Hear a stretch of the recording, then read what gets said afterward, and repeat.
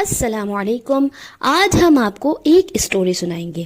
مس تجوید کے اسکول میں کلاس حرف تہجی میں کل 29 بچے پڑھتے تھے، جن کے نام الف ب ت ث جیم ح خ دال ذال را ز سین شین صاد ضاد طا ظ عین غین فا قاف کاف لام میم نون واو حمزہ ہ یا تھے.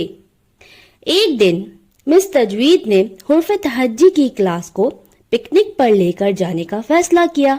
اسکول کے قریب ہی ایک پارک میں حرف تہجی کے 29 بچوں کو لے کے جانے کا پروگرام بنا.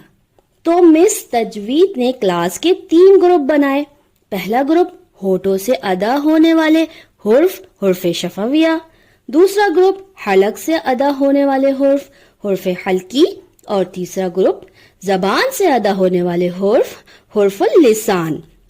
ان 3 گروپ کو مس نے پارک جانے سے پہلے مختلف ہدایات دیں. تمام بچے مس کی بات بہت اچھے سے سمجھ گئے.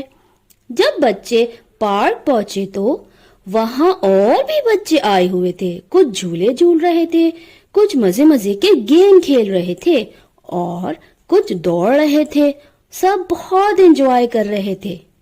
اسی دوران حرف تہجی کے بچوں کو جمپنگ بیٹ نظر آ گیا. تو بچوں نے مس تجوید سے جمپنگ بیٹ پر جانے کی اجازت مانگی. تو مس تجوید ان کو جمپنگ بیٹ پر لے گئیں. اب بچے 29 تھے، 29 تھے. ایک ساتھ مشکل تھا، تو مس تجوید نے کہا ایک گروپ کر کے جائیں.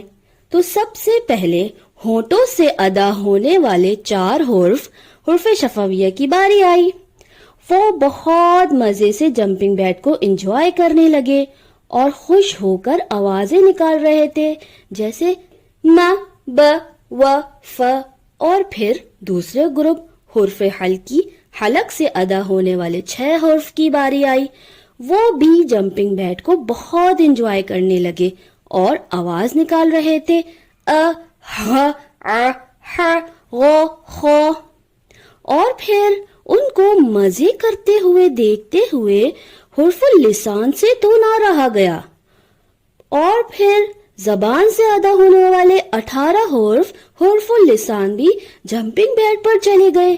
سب ایک ساتھ اور خوش ہو کر حرف اللسان بھی آوازیں نکالنے لگے، ث ذ ظ ت د ط ز س ص ل ن ر ج ش ی ض ک ق. ان سب بچوں کا ایک ساتھ اچھلنا تھا کہ ایک دم آواز آتی ہے، دھام، اور جمپنگ بیٹ پھٹ گیا اور تمام بچے نیچے گر گئے. مس تجوید پریشان ہو گئی.